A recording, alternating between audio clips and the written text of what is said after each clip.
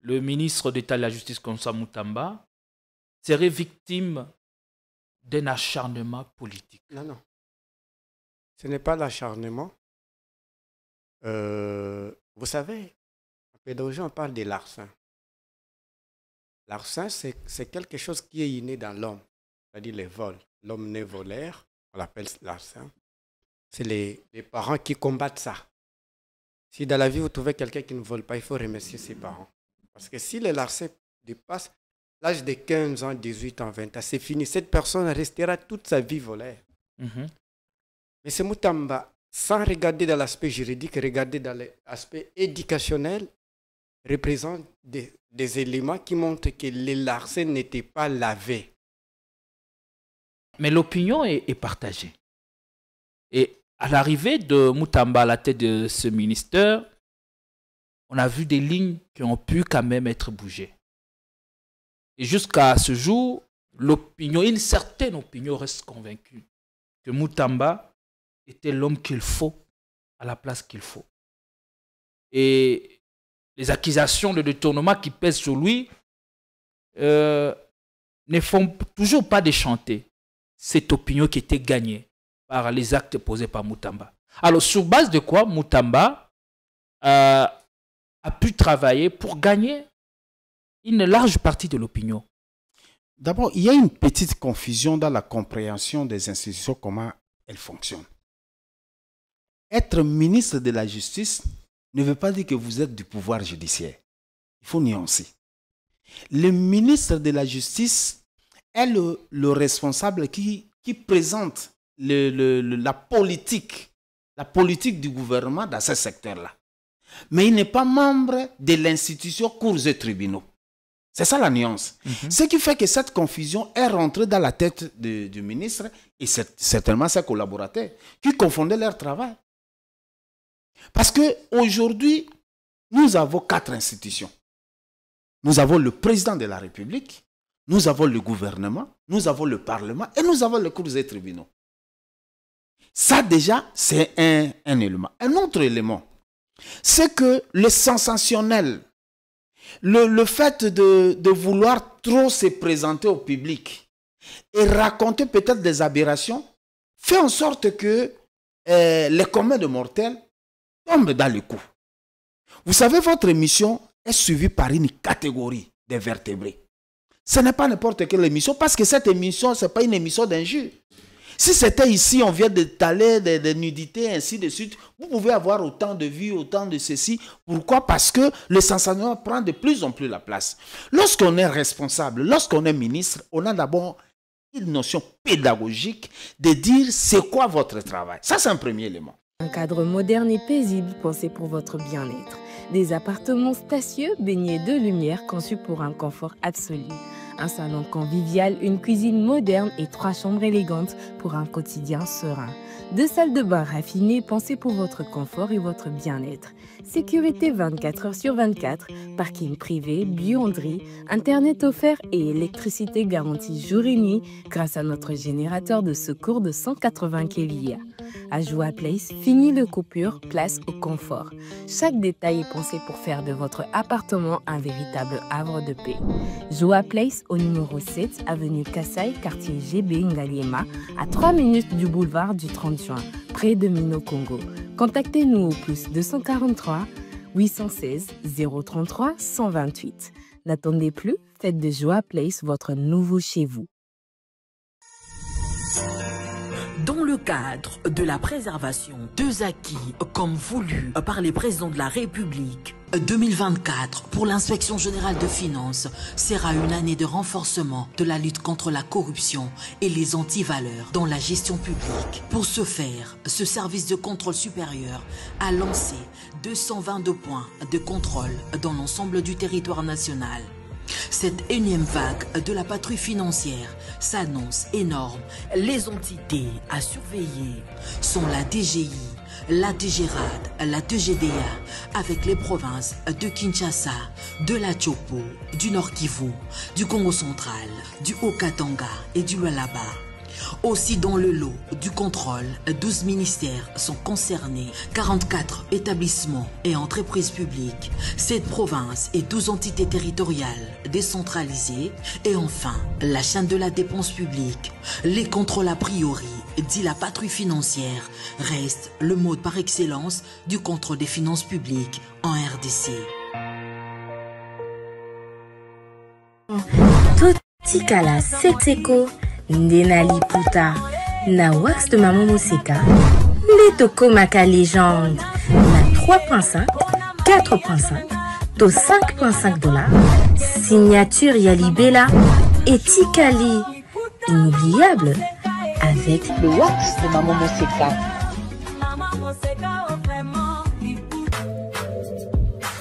Pour un mariage chic, élégant et de haut standing, voici la salle Continental House Funa. Pour toute conférence, anniversaire, mariage et d'autres cérémonies inoubliables, c'est dans notre salle de fête qui répond aux normes internationales. La magnifique salle Continental House Funa dispose d'une capacité de 500 invités et met à votre disposition la sonorisation, la décoration, bref, tout ce qu'il vous faut pour une nouvelle expérience dans la célébration de vos événements historiques. L'hôtel Continental House Funa dispose en outre d'un service et du matériel de qualité et de haut de gamme. Nous sommes sous Limité, première rue, avenue des Charpentiers, numéro 1444, référence hôpital Achichi. Contactez-nous au plus 243 98 21 05 741 et réalisez vos rêves avec Salle Continental House Funa.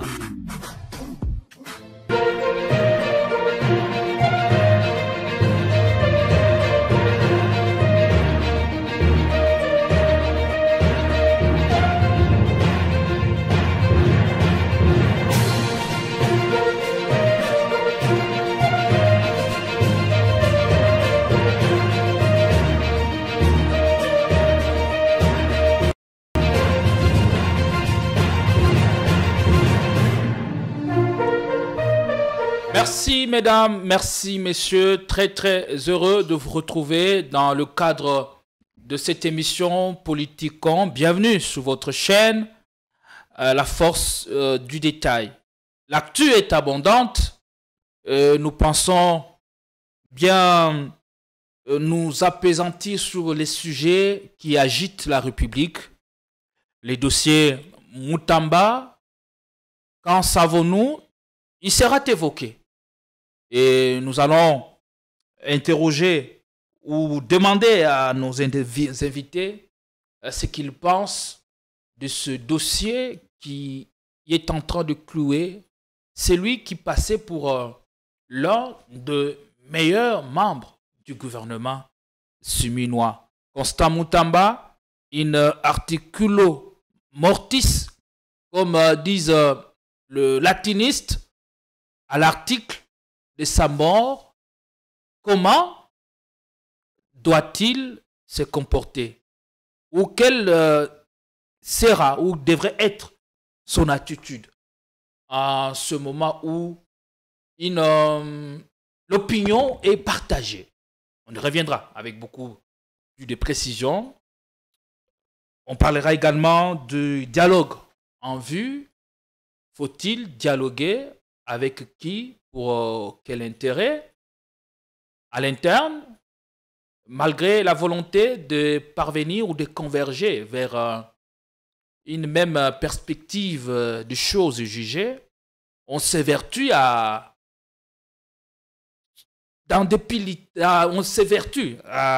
lancer dans des philippiques, dans des colibés contre certains personnages. Nous allons nous poser la question si nous parvenons à garder la culture de la paix que nous appelons de tout nouveau pour construire la cohésion nationale, puisqu'elle doit être construite et non plus rester au niveau de simples discours. Beaucoup de questions et d'autres du genre seront évoquées sur ce plateau avec les deux invités qui sont avec nous. Ils ont jugé défendable de répondre à notre invitation. On commence par Parole Camizelo, analyste philosophe, soyez les bienvenus. C'est votre première fois sur ce plateau de Politikon, mais nous pensons que ce ne sera pas la dernière. Comment vous sentez-vous? Merci, Gédéon, pour votre invitation de m'avoir honoré. Félicitations avec le travail que vous faites pour éclairer les Congolais. L'avantage que nous avons avec le XXIe siècle, ce n'est pas le cas au XVIIIe siècle, ceux qui ont évangélisé les autres en Europe avec les colporteurs, c'est-à-dire les philosophes des Lumières. Mais nous avons l'avantage avec le système des médias, réseaux sociaux, et de sensibiliser les gens, de faire comprendre aux autres Congolais que c'est les Congos que nous avons. Si on ne se bat pas, parce qu'on garde toujours la terre avec l'attitude de guerre, parce que nos ancêtres ont eu cette terre à se battre. Il n'y a aucun peuple au monde qui a eu la terre sans se battre, sans faire de guerre. Vous voyez le cas, par exemple, qui se passe entre l'Iran avec l'Israël. Eh bien, si on ne prépare pas les Congolais d'être des guerriers, chaque Congolais se pose la question, quelle est ma responsabilité, moi comme Congolais? Qu'est-ce que j'ai fait pour mon pays? Eh bien, là, nous serons des utopistes et des rêveurs. Mais je ne passerai pas pour éclairer aux Congolais que Parole Camizelo comme nationaliste, eh bien, et les autres qui zinguistes. Depuis vendredi passé, j'ai adhéré officiellement au PPRD parce que pour moi, je ne vois pas une loi une décision rationnelle, juridique, qui interdit ces partis. Je prends le cas des PASTEF au Sénégal, qui a été interdit par les gouvernements précédents de Macky Sall. Quand il partait aux élections, il n'avait pas de parti. L'administration du président Macky Sall, avec son candidat Amadouba, ont fermé les partis. Eh bien, mais les deux se sont battus pour accéder au pouvoir. Donc vous dites que depuis vendredi dernier, vous êtes le nouvel adhérent. Oui, nouvel adhérent. Et j'appelle tous les kizenguistes, tous les lumumbistes, tous les nationalistes, eh bien, de faire coalition contre les capitalistes, les mobutistes, les kisekedistes, depuis 1960. Alors que le PPRD dans les visères, vous continuez à aller y adhérer. Je vous dis, moi, je crois fermement à la victoire du PPRD. C'est l'indice qui montre que les nationalistes, c'est-à-dire les PPRD avec les autres partis nationalistes, vont accéder au pouvoir. Cela montre que les camps des complotistes, c'est-à-dire les complotistes, les capitalistes, les mobutistes, ceux qui ont vendu Lumumba en 1960, en référant des livres de Madame Yvonique, qui a écrit Livre Noir. Eh bien, si vous regardez page 70, vous allez voir comment Mobutu a reçu $250 000 avec les autres complotistes pour détruire le lumumisme. Eh bien, nous voyons que le lumumisme, cette fois-ci, sera totalement encadré. Et j'appelle tous les nationalistes de soutenir les partis nationalistes et de suivre mon exemple. Allez, très bien, merci. On vous suivra de près. Au PPRD, c'est beaucoup de rigueur, beaucoup d'impératifs. Nous pensons que vous allez bien vous dépêtrer de cette réalité. Oui, laissez-moi l'occasion de saluer aussi Maître Padou, Bonolinoli. Comment allez-vous?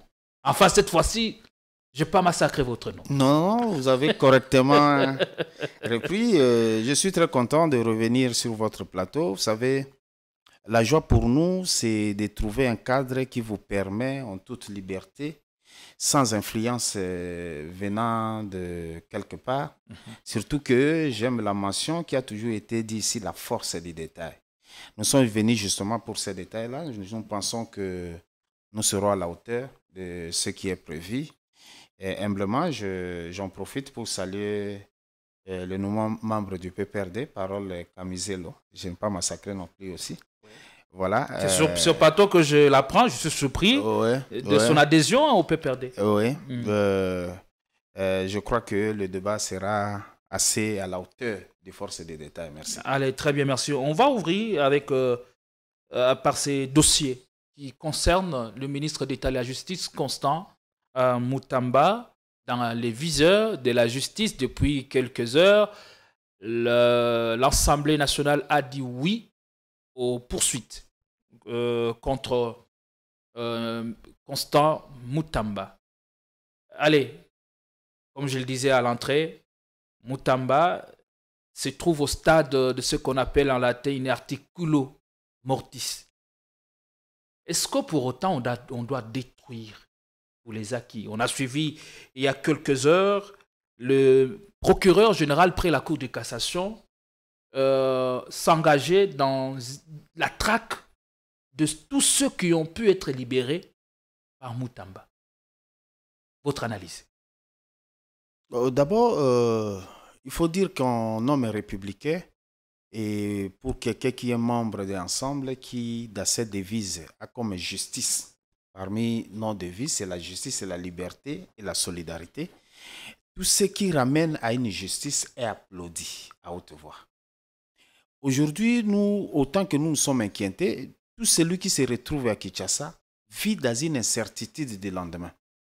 Pas seulement sur le plan de la vie sociale, mais aussi sur le plan sécuritaire. Parce que nous avons constaté à un moment donné, le ministre, sans voir ceux qui gèrent donc le parquet qui gère les services pénitentiaires, a fait libérer les gens comme ça, des évadés, ainsi de suite, à telle enseigne qu'aujourd'hui, la vie se replonge un peu plus avant dans l'insécurité totale. Moi, j'en ai été victime plus de 2 fois. Dans la criminalité urbaine. Oui, j'en ai été victime plus de 2 fois. J'ai fait une plainte pour reconnu. Jusqu'à aujourd'hui, en tout cas, ça devient inconnu. Alors, la question était de savoir, pour Mutamba... Il est poursuivi pour de faits de détournement et pour autant, doit-on détruire tous les acquis laissés par lui? Qu'est-ce qu'il a laissé comme acquis? Le folklore des discours. Qu'est-ce qu'il a laissé comme acquis? Rendre la justice payable, la justice qui était que la justice était accessible à tous. Qu'est-ce qu'il a fait comme des communiqués comment on dit, le pouvoir d'injonction pour poursuivre X, Y. Qu'est-ce qu'il a laissé comme travail? Saisir le bien des gens parce qu'il est allé ailleurs ou il est dans tel sentiment sans un jugement. Nous pensons que la justice est juste. Aujourd'hui, il est présumé innocent. Mais il y a des indices sérieux de culpabilité que le procureur, l'instructeur, dont le procureur général près de la Cour de cassation a constaté. Nous sommes liés, nous autres, par le serment. Qu'est-ce qu'il faut s'attendre à ça? C'est à ce qu'il se présente. Il a fait un discours en prenant des apolitiques. Les faire sortir des bureaux pour dire que je n'irai pas là-bas, tout ça avec arrogance. C'est outrageant. Quand un ministre... il est poursuivi pour outrage à la magistrature ou pour le fait des détournements? Je crois qu'il est poursuivi pour le détournement. Je suis en train de mettre les faits, son attitude qui a fait qu'il ne s'est pas comporté comme un citoyen qui doit répondre à l'invitation. À l'article de sa mort. Voilà. Alors, aujourd'hui, après qu'il est fléchi et qu'il est parti, l'instructeur a trouvé des indices sérieux de culpabilité et a écrit, a saisi, disons, le bureau de l'Assemblée nationale pour qu'on l'autorise à le poursuivre. C'est ce qui a été fait. Je crois qu'il n'y a pas de choses acquis ou pas acquis. Bon, de toute façon, je ne sais pas qu'est-ce que c'est le gouvernement comme acquis. En tout cas, je n'en trouve pas. Mais on dit qu'il n'a pas détourné parce que l'argent dont il est question se trouve être toujours logé dans le compte de l'entreprise qui a gagné les marchés. Ça veut dire quoi cette histoire? La tentative est punie au même titre que la commission des faits. Sur base de quelle disposition, quel code pénal? Oui, notre code pénal. Notre code, je ne l'ai pas ici, sinon j'allais vous lire ça. Le code pénal dit qu'une tentative est punie au même titre qu'un fait commis. L'intention est là. Et l'argent a été bloqué par un service de l'État. Là, vous parlez en acteur politique ou en technicien du droit ou en praticien du droit? Non, vous m'avez appelé ici comme acteur politique, mais c'est que je connais un peu de droit, je peux l'étaler. Donc, ici, il y a un problème. C'est comme ça qu'on dit, il est encore présumé innocent. Mais il y a des indices. L'instructeur a constaté qu'il y a des indices sérieux de culpabilité. Il a saisi l'organe compétent qui est l'Assemblée nationale pour qu'on l'autorise à le poursuivre. À ce stade, qu'est-ce qu'il faut faire? Il faut répondre dès que les actes sont là. Je viens même de constater que le procureur général près de la Cour de cassation a saisi l'immigration pour interdire qu'il ne sorte de Kinshasa. C'est dans les attributions prérogatives du procureur. Effectivement. Effectivement, c'est lui le maître de l'action publique. Il a droit de saisir la DGM. Mais la DGM le membre de la DGM sont des OPJ. Prête serment devant le procureur. Le maître de l'action publique aujourd'hui, c'est le procureur général qui a l'action publique entre ses mains. Donc, il peut dire que tout mouvement est interdit, autant qu'il peut dire que bon, je trouve que je peux établir un mandat d'arrêt provisoire pour que je vous suive convenablement. Donc, il n'a péché en rien. Merci beaucoup. Parole Camiselo, à la lumière de faits tels que présentés par Maître Padou, comment répondez-vous à ceux qui pensent que le ministre d'État de la Justice, Konsa Mutamba, serait victime d'un acharnement politique? Non, non. Ce n'est pas l'acharnement. Vous savez, en pédagogie, on parle de larcin.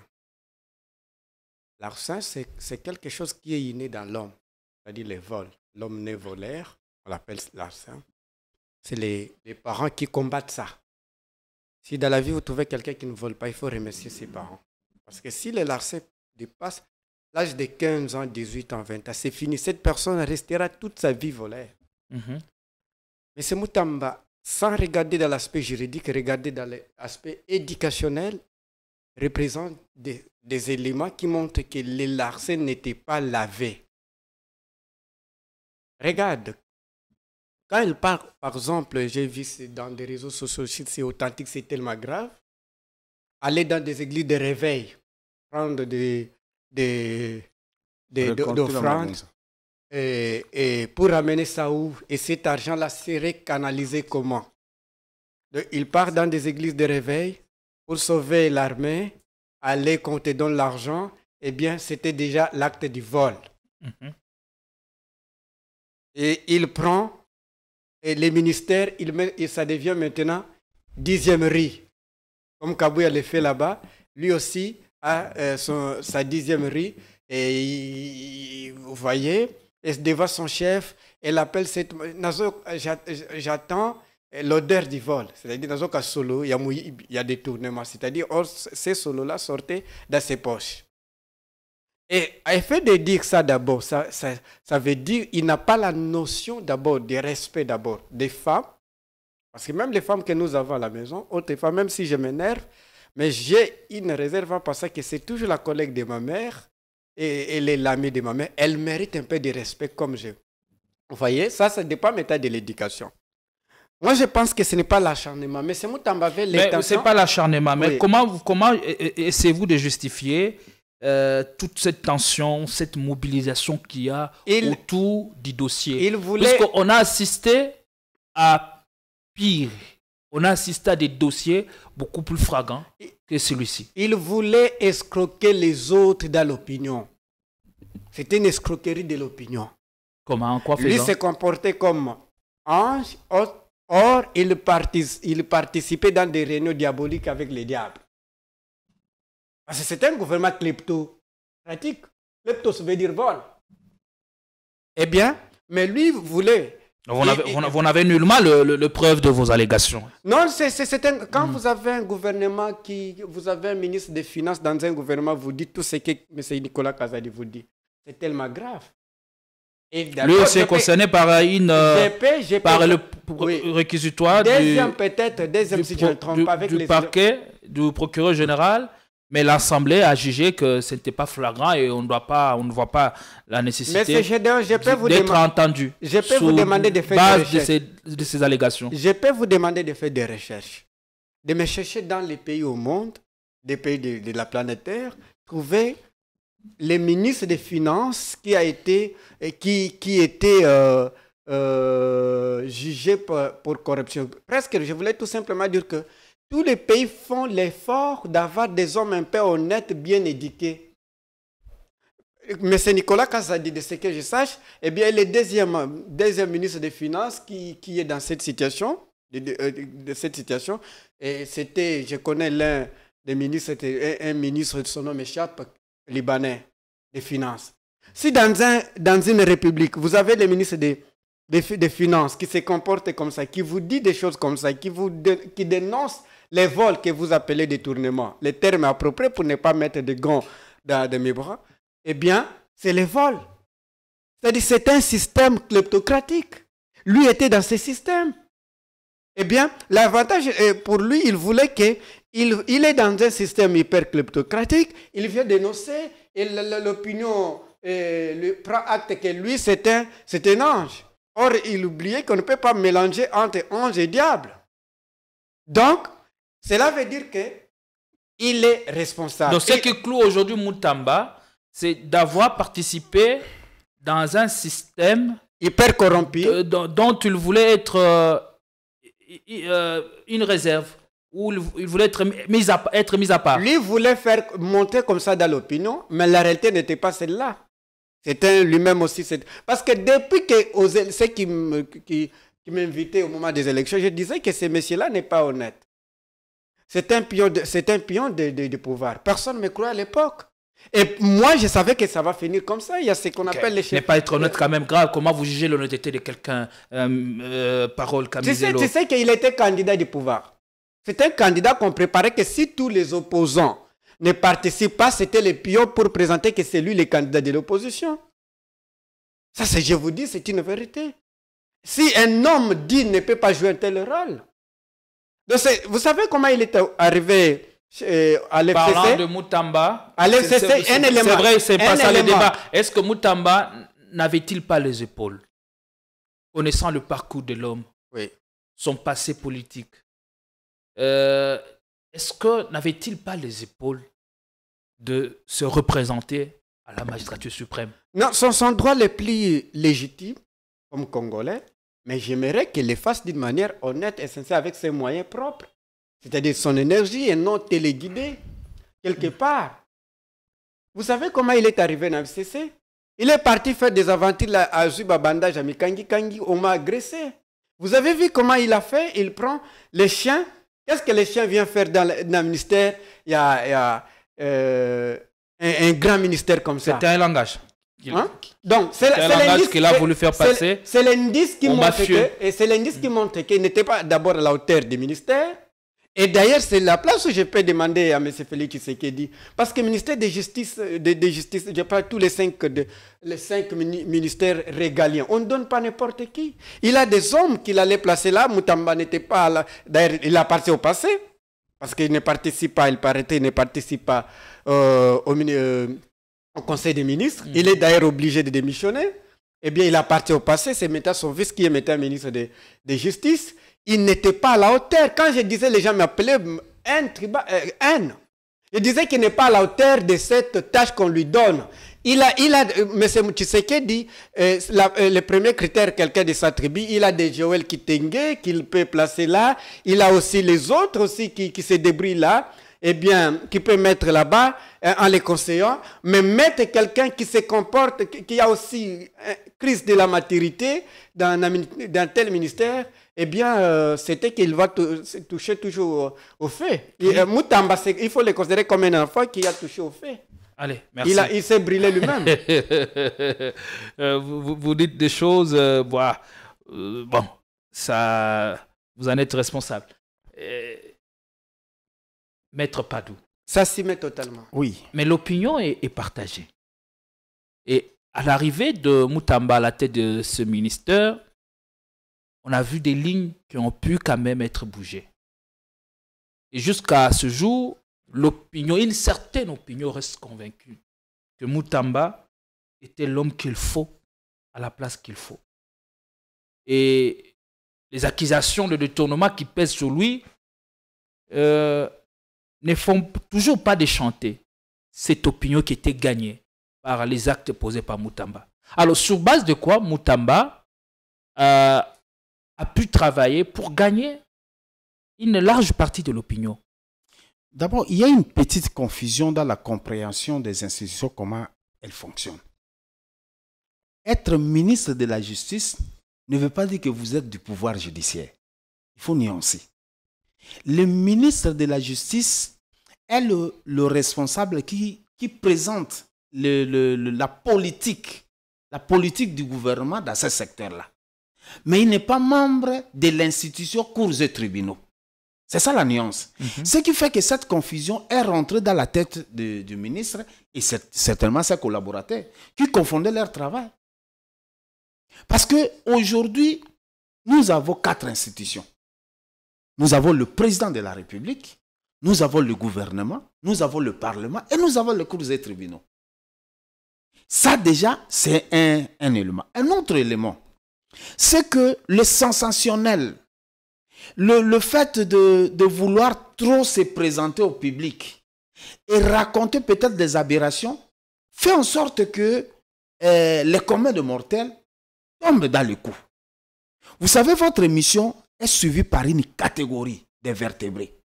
Ce n'est pas n'importe quelle émission parce que cette émission, ce n'est pas une émission d'injure. Si c'était ici, on vient d'étaler des nudités, ainsi de suite, vous pouvez avoir autant de vues, autant de ceci. Pourquoi? Parce que le sensationnel prend de plus en plus la place. Lorsqu'on est responsable, lorsqu'on est ministre, on a d'abord une notion pédagogique de dire c'est quoi votre travail. Ça, c'est un premier élément. Le deuxième élément, j'insiste sur le fait de dire que M. Moutamba est présumé innocent jusqu'ici parce qu'il n'y a pas encore une décision judiciaire catassée. Mais c'est quoi le problème? C'est qu'aujourd'hui, de ma lecture, il y a même une participation criminelle. Il y a une association de malfaiteurs dans cette histoire. Ce n'est pas le ministre qui initie le travail.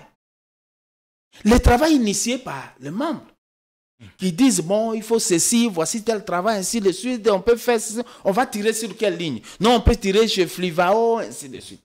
Tous ces gens-là, quel est le soubassement qu'ils ont annexé au document?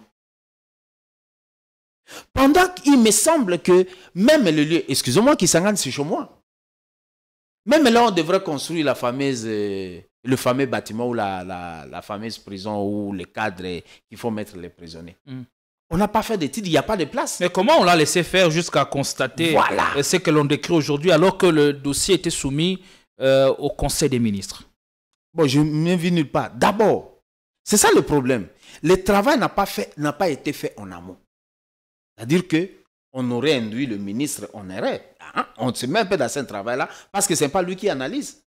Mais avant que le ministre ne porte sa main de signature sur un document, parce qu'il est ordonnateur, il doit en prendre connaissance. Il doit en prendre connaissance. Vous avez dit avant l'émission, le directeur du cabinet a dû parapher le document qui a été travaillé. Bon, vous avez dit que Moutamba a agi par erreur.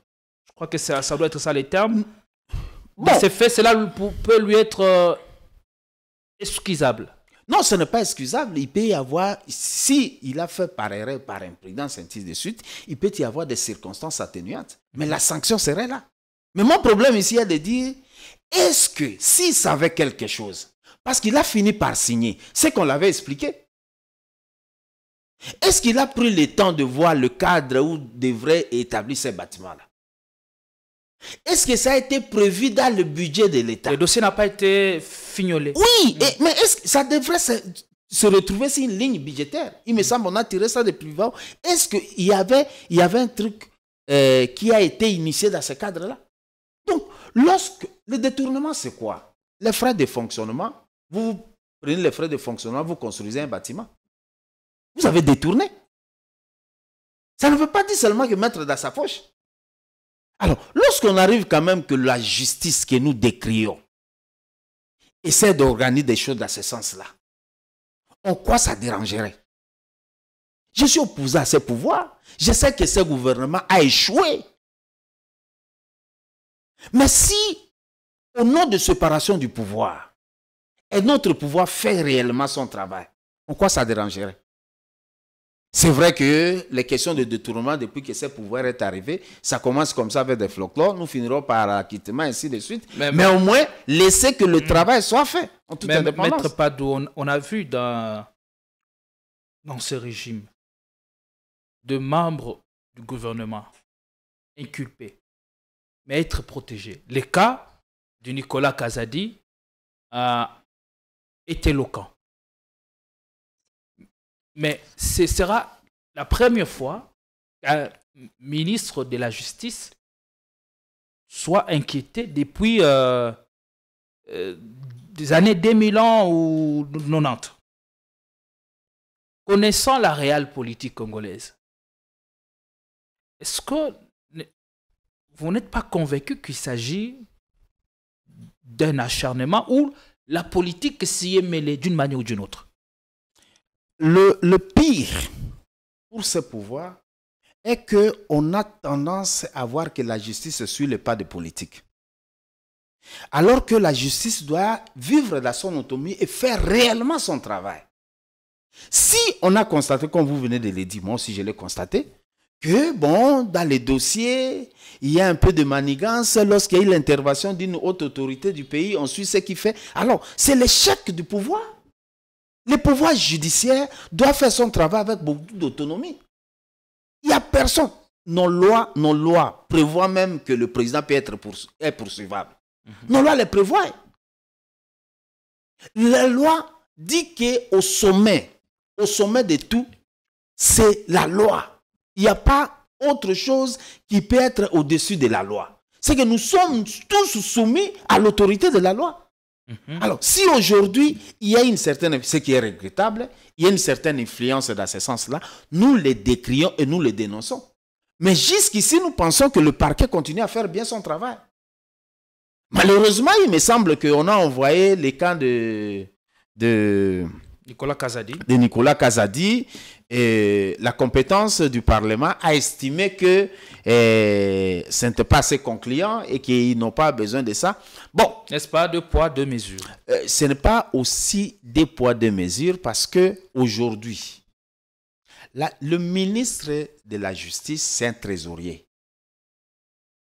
Les trésoriers déclarent que quand l'argent vient, nous, lui aussi est dedans, hein, nous, tokabolaka. C'est ça l'expression. Kabolaka. Le maître de l'action publique, donc le chien de la société. Mais quand il dit ça, pourquoi ne pas creuser la question, d'autant plus qu'il y a déjà un antécédent fâcheux? Mais les parlementaires ont refusé. C'est là où nous disons que cette majorité énerve. Parce que le parquet a fait réellement son travail. Il dit, bon, il est couvert par des immunités. Autorisez-moi à l'attendre, ne fisc. Parce qu'il a déclaré quand même des choses. Ce n'est pas son argent. C'est l'argent de chacun de nous. Comment ça peut se distribuer comme ça? Vous distribuez. Mais les députés ont estimé que non, il ne faut pas les suivre. Ça, c'est grave. Encore que là, il faut même indexer ces députés-là. Voilà. Il va de notre devoir. On ne dit pas que la justice... Pour prévu, il me semble qu'il y avait aussi des tournements comme le président de l'Assemblée actuelle. Mais il a fini par être acquitté. Ça dit qu'il était présumé innocent. Allez. Ça fait sourire, mais...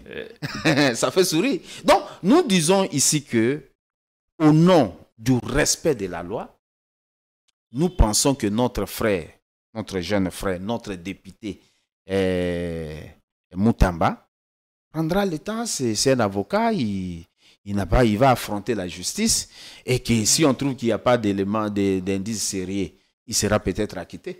Ouais. La même question, peut-être la politique s'y mêle, à quel niveau justement? Et si la politique doit continuer à s'y mêler, quels sont les cas de figure qui se présentent à nous?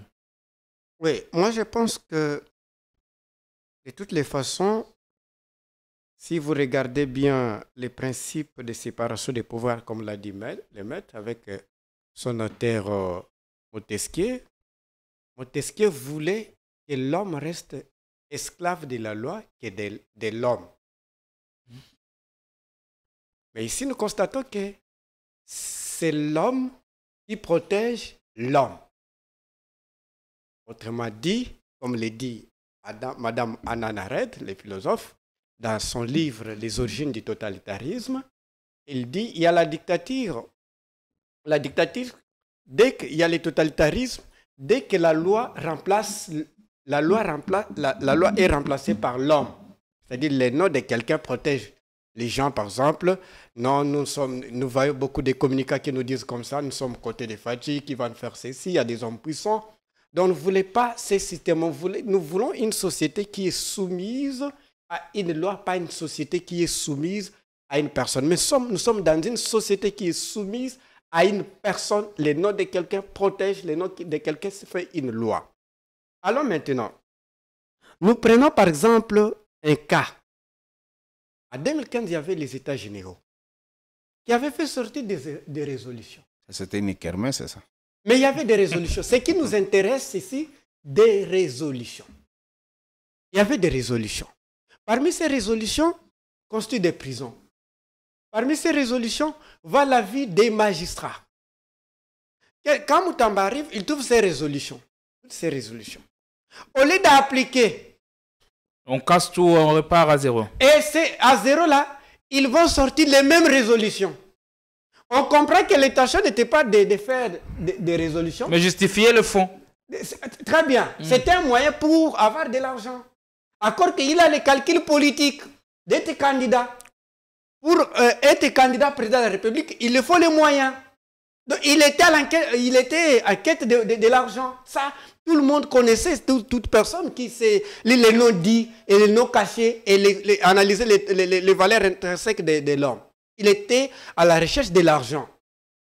Eh bien, il y avait des résolutions, des très bonnes résolutions, de construire des prisons et voir la vie des magistrats. Et je me rappelle aussi d'une tribune que j'aime beaucoup de l'ancien Premier ministre, mon ancien président du parti Nouvel Élan, là où je viens, eh bien, qui a publié 16e tribune, la justice qui est victime de l'injustice.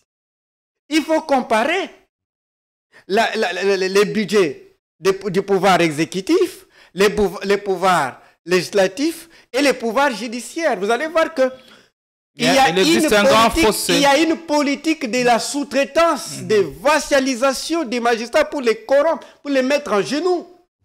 Alors, répondez à la question, la politique s'y mêle, à quel niveau, et si elle doit continuer à s'y mixer, quels sont les cas de figure qui se présentent à l'opinion lorsqu'on parle du cas Moutamba? Moi, j'aimerais d'abord, avant de parler de politique, des problèmes de la loi de la nature. Il y a parmi les lois d'équibation, mais la loi qui nous intéresse ici, la loi de l'action et réaction.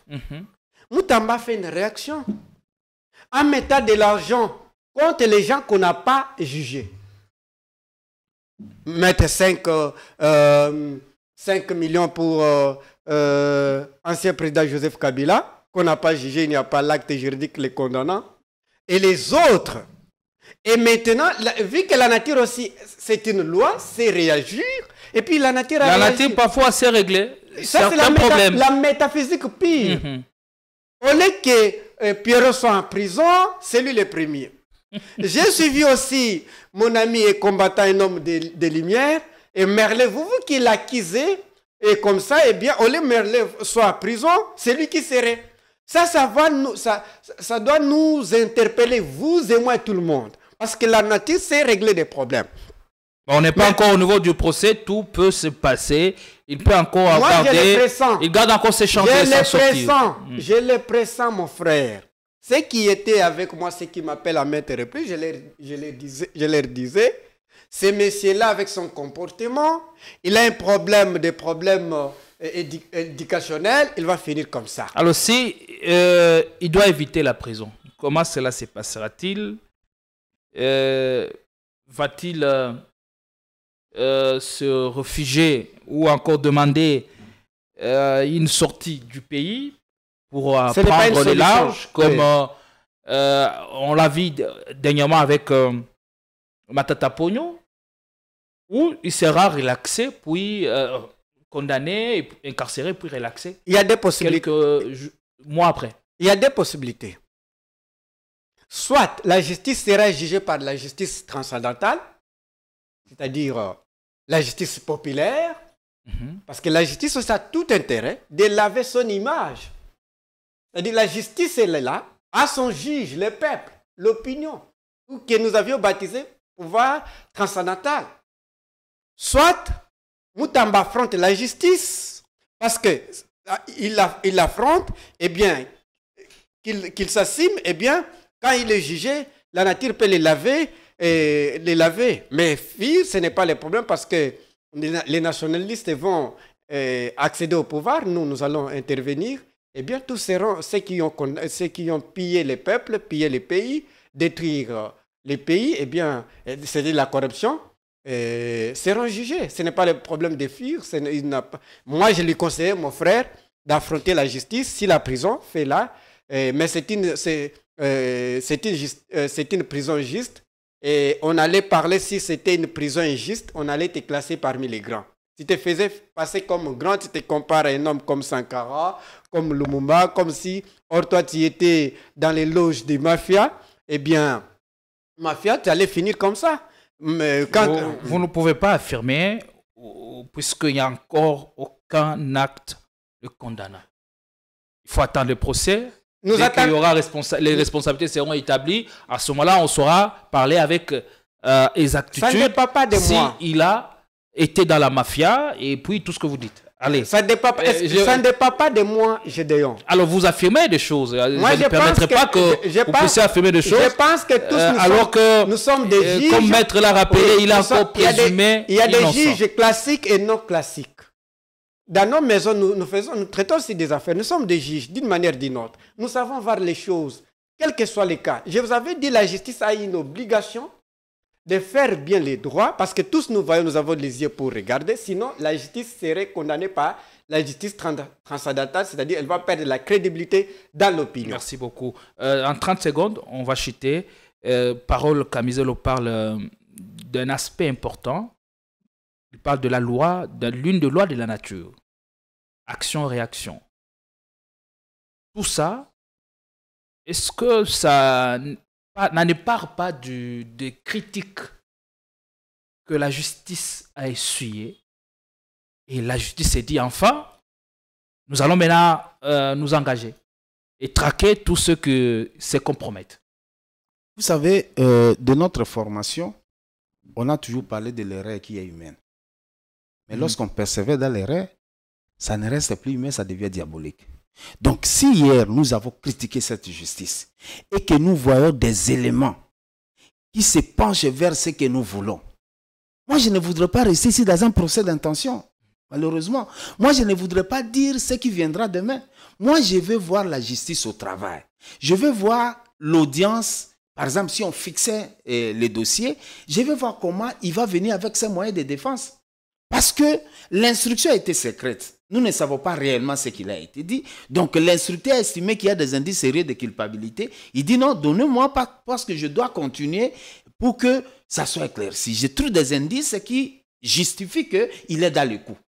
Voilà. Demain, il y aura certainement, lors de l'audience, certains, j'estime, certains qui ont travaillé sur le dossier, comment ils ont pu concevoir, qui est initié, parce que tout dossier dans un cabinet a toujours l'initiale de celui qui l'a traité. De celui qui a des éléments et il met les éléments de soubassement. Donc, ce n'est vraiment pas question de la des lois de la nature.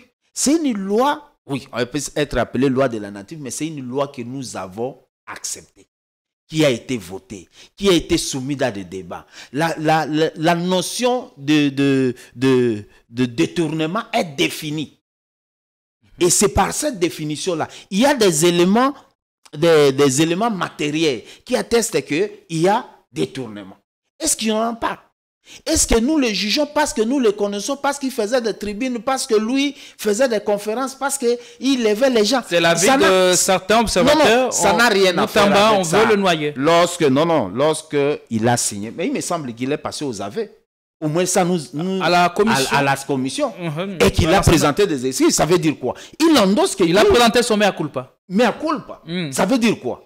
Il a posé l'acte en toute conscience, peut-être comme avocat, il s'est rétracté en disant que j'ai mal fait. C'est un appel à la mobilisation lancée au corps des inspecteurs pour la reprise des missions dans les entreprises et établissements publics. Le chef de service, Christophe Bitassi Mwabayi, avec à ses côtés son second, Emmanuel Chibingu, et les coordonnateurs Hermani Eleza, a réuni mercredi 11 juin 2025 dans la salle amphithéâtre Félix Antoine Tshisekedi les inspecteurs généraux de finances et inspecteurs de finances pour leur donner des instructions claires sur les modalités pratiques de la reprise des missions de contrôle. Pour le numéro 1 de ces services d'audit supérieur, cette annonce est la continuité des missions déjà entamées. Il a juste fallu donner des nouveaux termes de référence qui seront comme une nouvelle feuille de route. Il s'agissait du lancement d'une vague de missions. Ce sont des missions qui constituent une continuité des missions qui étaient déjà en cours, mais dont les autres missions, la durée des autres missions a expiré. Aujourd'hui, on a relancé les nouveaux ordres de missions qui reconduisent les missions qui étaient déjà en cours, mais il y a d'autres ordres de missions qui concernent de nouvelles missions. Et on a essayé de sensibiliser les inspecteurs des finances sur les termes de référence de ces missions et sur les comportements à tenir lors de l'exécution de ces missions. Cette séance de travail de l'annonce du lancement d'une vague d'émissions de contrôle a priori a duré plus de 2 heures du temps et s'est déroulée dans une atmosphère conviviale entre la hiérarchie et les inspecteurs de finances. Il s'est dénoté que cette rencontre fait suite aux instructions reçues de la haute hiérarchie afin de maintenir l'élan de la bonne gouvernance financière prôné par le président de la République, Félix Antoine Tshisekedi Tshilombo. Et je crois que l'ultime conviction de juge peut analyser ces éléments-là. Je n'ai jamais été juge, mais je sais que la rigueur de la loi fait que lorsque vous commettez le fait, vous devez être puni de ce qui est prévu par la loi. Voilà. Il s'agit d'un détournement. Il faut que la leçon soit donnée. Tant que ça ne se donne pas, nous serons balbutiés. Si aujourd'hui, je finis par là, si aujourd'hui un travail comme vous le faites ici, avec beaucoup d'énergie, on dit à l'État, il faut subventionner des organes comme ça. Il faut que vous chantiez pour quelqu'un, pour qu'on vienne vous distribuer des choses. Alors que, en termes d'initiative, comme Congolais, comme citoyen congolais, bon citoyen congolais, d'ailleurs parce que vous l'êtes dans le cadre de votre travail, si aujourd'hui l'État ne faisait pas, donc l'État est en train de commettre une faute par omission. Allez. Au lieu de faire ce qu'il devrait faire, il le fait. C'est une parenthèse pour dire que nous devons être soumis sous l'autorité de la loi. Point très. C'est important. Allez, nous allons changer de chapitre pour parler du dialogue en vue, les dialogues appelés de tous ses voeux et les camps de la patrie qui se mettent en place. Justement, on commence par parole, le camp de la patrie. Quelle est l'idée qui vous effleure l'esprit lorsque vous entendez parler du camp de la patrie? Bon, ça, c'est une phrase émotionnelle. Dans des choses publiques, il faut éviter des sentiments, des choses. Et vous savez, notre pays a un problème très grave où il y a des politiciens qui ne connaissent pas l'histoire. Or, l'élément pour bien faire la politique, il faut être esclave de l'histoire de votre pays, de l'Afrique et du monde. Regarde ce que fait le président Laurent Gbagbo, comment il est fort psychologiquement. Regarde, parce qu'il connaît l'histoire, il maîtrise bien la situation et le terrain. Parlons maintenant du cas de la patrie, qui est déjà d'ailleurs lapidé ou démoli par l'ancien rebelle Papa Jean-Pierre Bemba. Et il a déjà détruit ça. Comment? Mais il est venu, à principe, sa sortie médiatique, c'était pour répondre au président Martin Fayulu.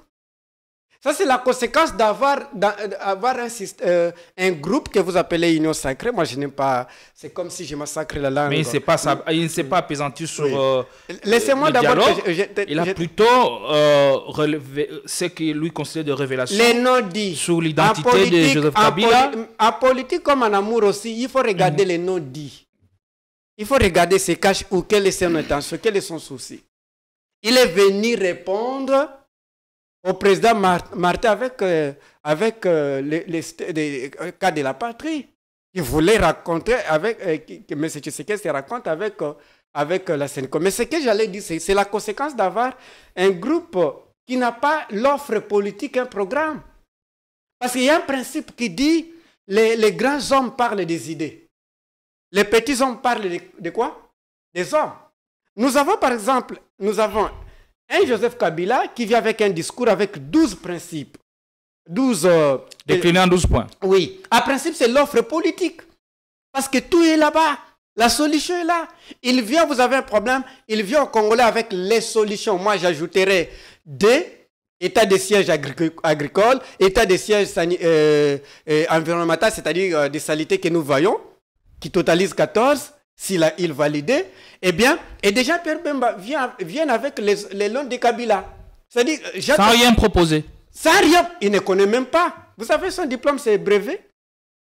Il a que les brevets, qu'est-ce qu'il a appris? Est-ce qu'avez-vous les preuves de ce que vous allez sur ce plateau? Je ne peux pas venir. Quand même, vous êtes à la télé. Je suis à la télé. Vous êtes suivi à travers le monde.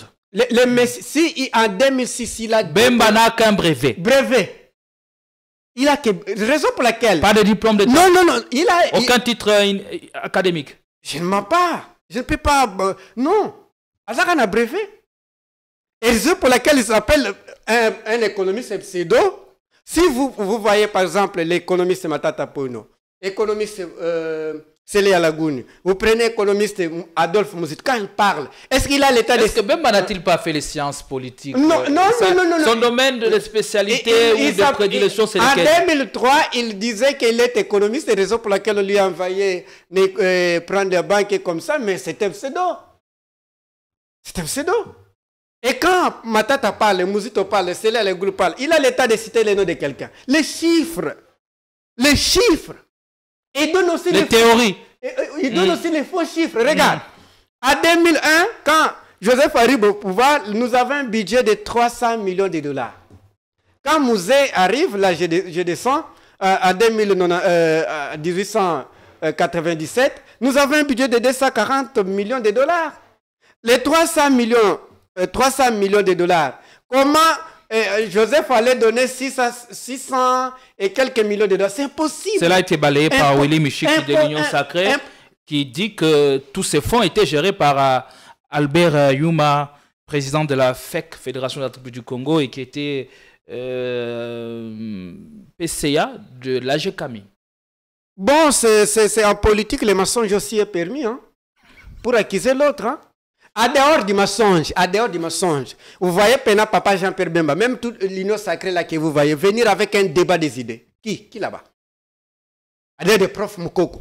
Et ce qui se distingue aussi, parce que j'ai vu aussi les semoules un peu diminuer, parce que madame me fait toujours des rapports à maintes reprises. Je la salue, madame Jenny, là où vous êtes. Eh bien, qui encore? À dehors des idées insultées, donner des nationalités aux gens. Tout le monde est étranger, tout le monde. Moi, parole qui vous parle, on m'a déjà donné même les villages. Vous voyez?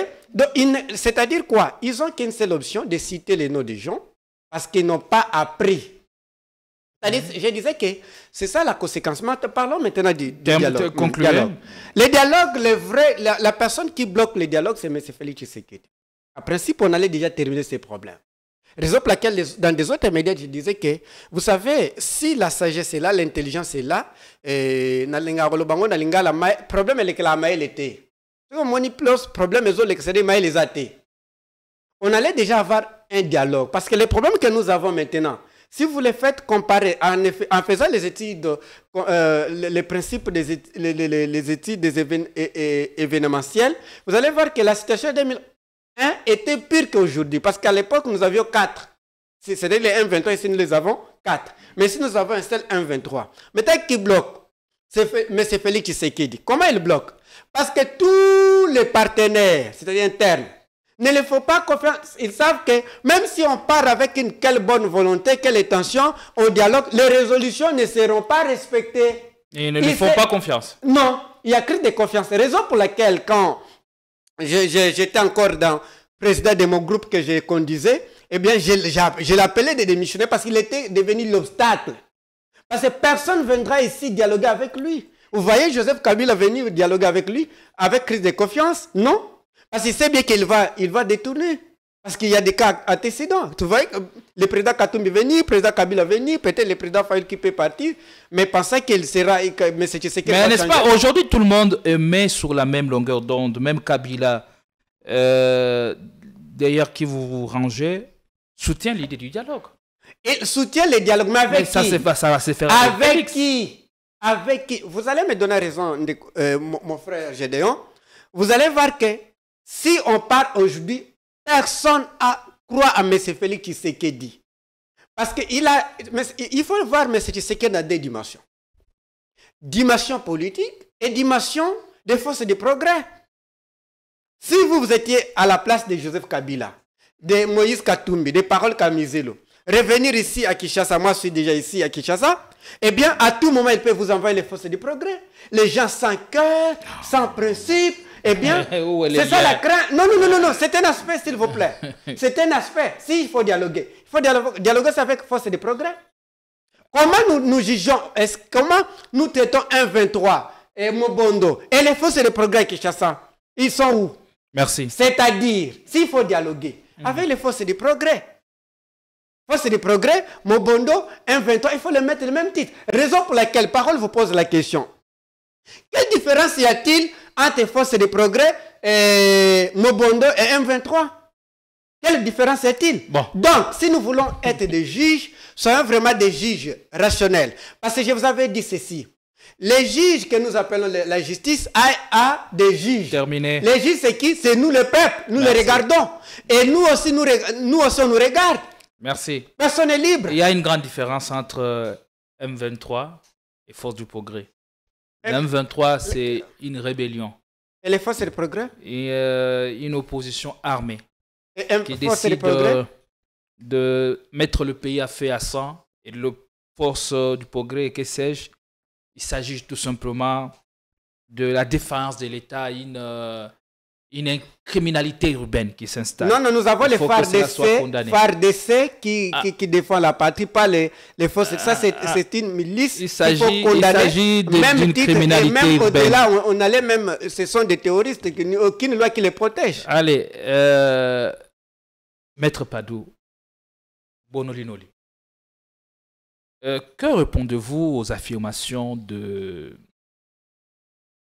Jean-Pierre Bemba? Est-ce c'est lui l'homme qui amenuise les chances du dialogue que les fils et filles du pays veulent en ce moment, en accusant Moïse Katumbi d'être d'origine, je ne sais pas moi quoi, et d'attenter à la vie du chef de l'État dans une entreprise criminelle avec Joseph Kabila qui ne serait pas congolais, qui serait des nationalités rwandaises. Et s'il est avéré que Kabila est rwandais, est-il Tutsi ou Hutu? Voilà, vous avez 3 minutes. Vous avez peut-être répondu à ma place parce que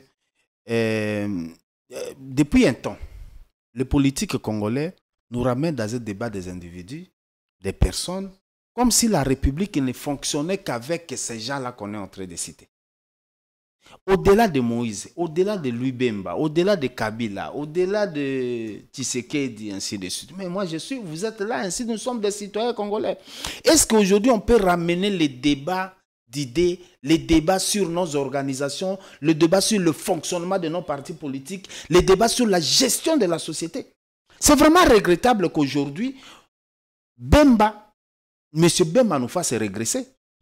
En tout cas, on ne trouve pas, lorsqu'on visite l'histoire de sa vie, on ne trouve pas une référence. On ne trouve pas.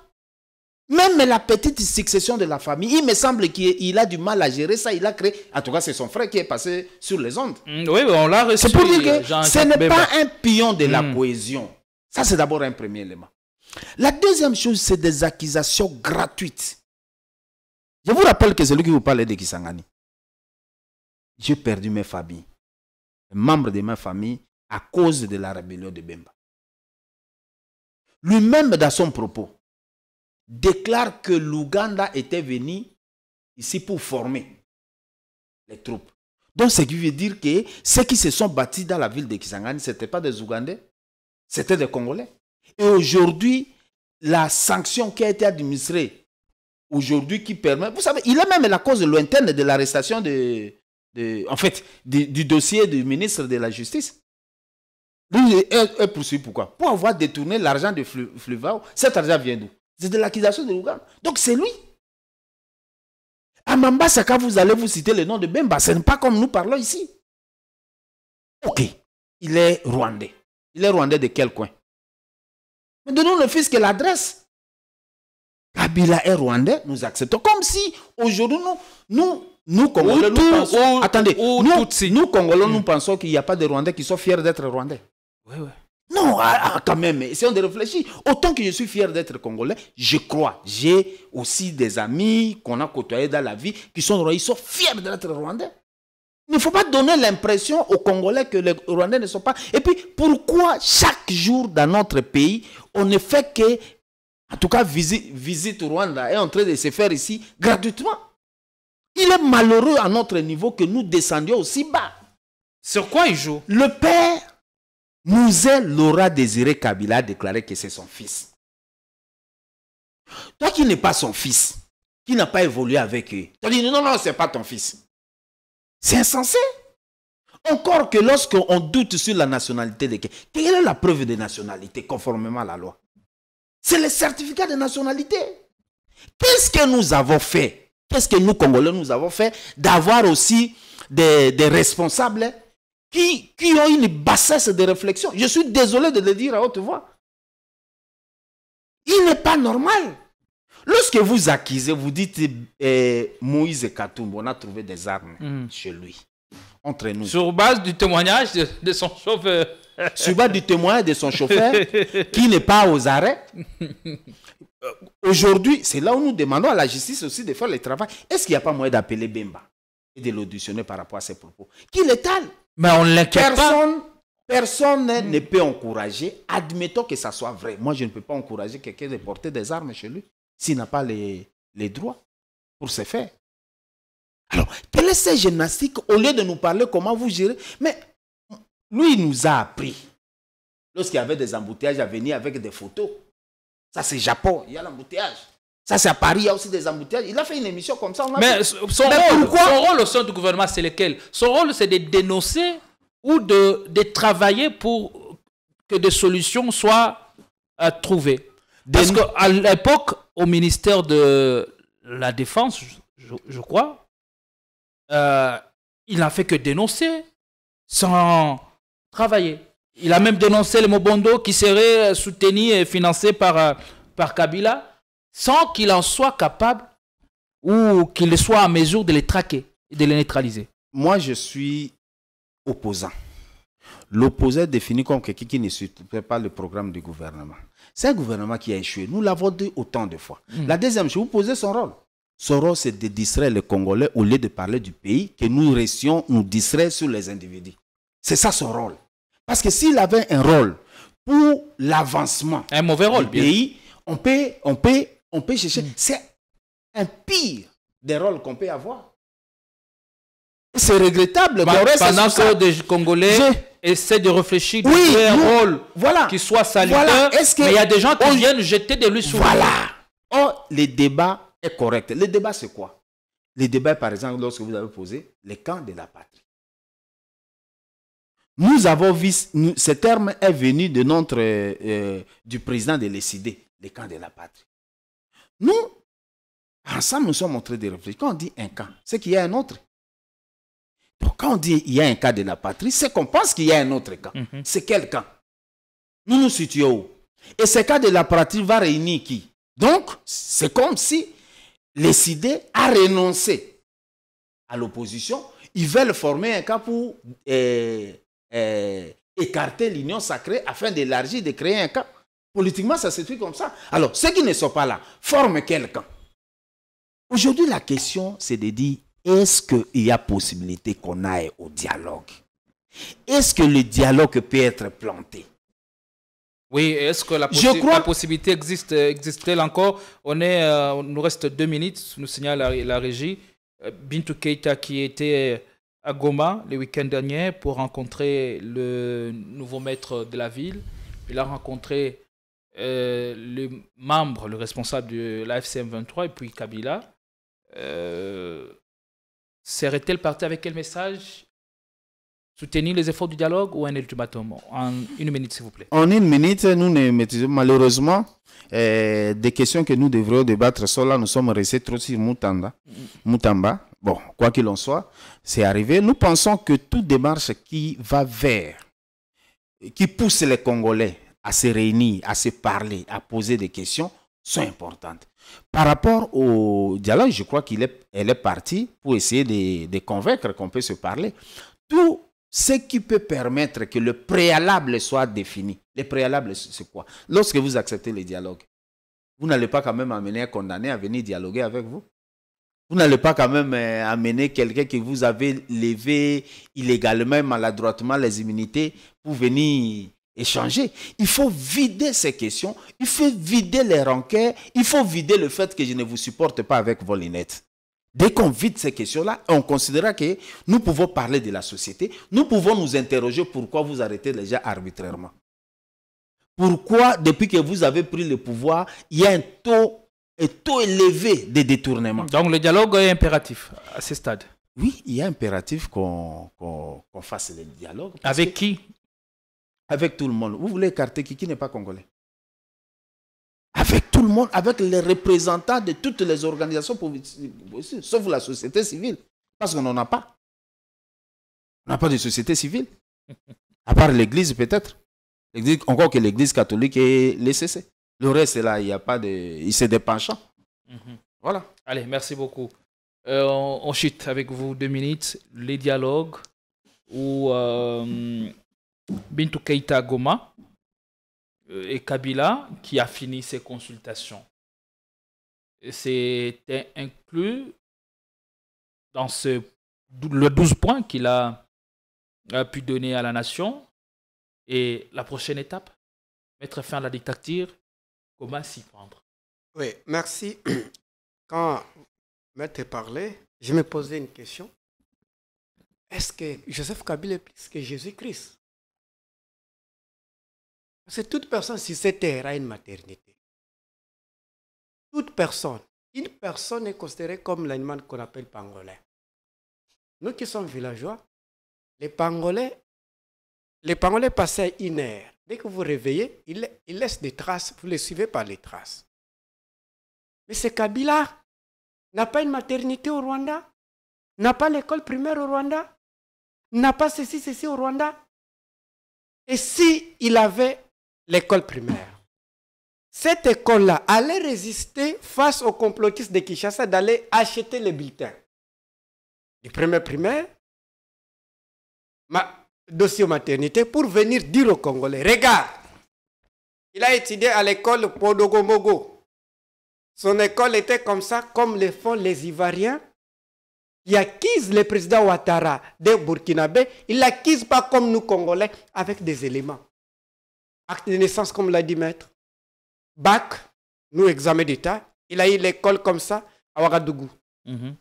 Et nous, donc nous voulons dire que Joseph Kabila, c'est comme ça. Est-ce que nous sommes intelligents? Est-ce que nous sommes vraiment intelligents? Et vous venez dire, moi qui te suis à la télévision, dis à ça, change ça. Parce qu'on dit, la foi vient de ce que vous écoutez. Si vous écoutez quelque chose, ça vous détruit vous-même. Donc cela veut dire tout simplement que toute personne a sa maternité, son parcours, et ces traces-là ne sont pas effaçables. Si Jésus-Christ a sa maternité, vous connaissez Maître, c'est où? Là où il est, la ville, j'ai oublié. Bethléem. Bethléem. Et Kabila n'a pas un village au Rwanda, et comme ça qu'il est né de Ezanangote. Le tombeau est vide. Je reprends. Le tombeau est vide, sauf ce sont les menteurs grands. Et alors, on parle de sa prochaine mission dans les 12 points. Kika Amin Karoubi, son représentant, est à Washington. Pour quel contact? Pour quelle mission? Oui, avant de vous répondre. En 30 secondes. À 30 secondes. Avez-vous déjà attendu Jean-Pierre Bemba condamner l'Ouganda? On a évolué, on est plus sur ces... Oui, parce que il paraîtrait, MLC, c'est le parti de Papa Museveni. Moi, je l'appelle Papa. Et vous avez, à l'époque de Kabila, l'Ouganda nous payait 11 milliards de dollars de ce qui s'est passé où à Kisangani. Mais ici, ils ont négocié parce que c'est un pouvoir qui reçoit des ordres là-bas, 300 et quelques millions de dollars. Vous voyez ça normal? Mais maintenant, parlons de Madame Bintou, on l'appelle comme ça, non? Bintou Keïta. Bintou Keïta. Eh bien, je ne sais pas si elle est devenue aussi membre du M23. Moi, je me pose souvent toujours des questions. Parce qu'il paraît on m'a dit que toute personne qui arrive à Goma devient membre du M23. L'exécutif de l'EDPS qui est à Goma est devenu membre du M23. Mais nous leur avions dit, Joseph Kabila est dans sa résidence. Et je lui demanderai aussi, Joseph, aussi d'aller construire dans mon village à Kazembe, dans les territoires de Féchi, dans la province de Kwangu. Construire, parce que presque vous avez partout des maisons. Construire aussi dans mon territoire de Féchi, une maison là-bas. Oui, s'il vous plaît. Oui, là-bas. Eh bien, nous sommes dans le processus toujours. Tout le monde a besoin de dialogue. Qu'est-ce que fait Kikaya à Washington? Mais c'est un voyage, allais-je dire, diplomatique. Parce que Ndekonangai, il faut que si vous avez un opposant, un ancien président de la République, il va au Samboué. Allez, merci. Donc, il connaît où mettre les boutons pour que ça te dérange. C'était un voyage diplomatique pour intercaler les accords contre la nation et qui donnent l'avantage au Rwanda. Parmi les causes qui me poussent d'aller derrière Joseph Kabila et dire aux Congolais aussi, entre Jean-Pierre Bemba ou Félix Tshisekedi et Antoine Kizenga, qui était plus sage, qui connaissait bien l'histoire du Congo, qui connaît bien les Congolais, c'est Antoine Kizenga. Donc Kabila est dans la logique de casser les efforts du gouvernement congolais. C'est ce qui justifie la présence de Kikaya à Washington. Patrie. Et puis je voulais terminer en disant que si Kizenga accepte de travailler avec son fils nationaliste, eh bien, nous qui sommes ignorants, qui ne connaissaient même pas Lumumba, qui n'a jamais salué Lumumba, nous venons avec beaucoup d'audace de dire et Kabila n'est pas congolais. Et toi et Kizenga qui est plus congolais, qui est plus éclairé du Congo. Bref, j'appelle à tous les Kizengistes. Eh bien, Kizenga nous a laissé les traces et puis nous ne manquons pas une maison, nous avons une maison. Allons, faisons une coalition. Nous sommes arrivés à la fin de sauver la nation. De ce programme. Landais à Mamawaro, qui est au Kenya, avec sa charmante fille, Sifa Kabila. Les photos qui circulent sur les réseaux sociaux font polémique. Oui, les couples Kabila se portent à merveille. Et ils gardent le sourire en attendant la délivrance du Grand Congo. Je vous ai donné, vous étiez dans votre mot de conclusion. Un mot de conclusion, s'il vous plaît. Non, merci. J'allais peut-être faire un clin d'œil à votre émission. Je pense qu'on aura le temps de débattre sur des questions majeures. Merci pour votre invitation. Les bonnes choses ne durent jamais, malheureusement. On est resté assoiffé. Certainement qu'on aurait un autre cadre pour s'exprimer. On a fait plus d'une heure et quelques minutes. Oui. Moi, c'est le mot de la fin. Non, je vous ai dit de conclure depuis longtemps. On est arrivé à la fin. On aura l'occasion de vous retrouver très très prochainement avec les mêmes plaisirs, avec toute l'équipe qui m'a permis d'arriver chez vous. Nous vous disons merci et à très très vite.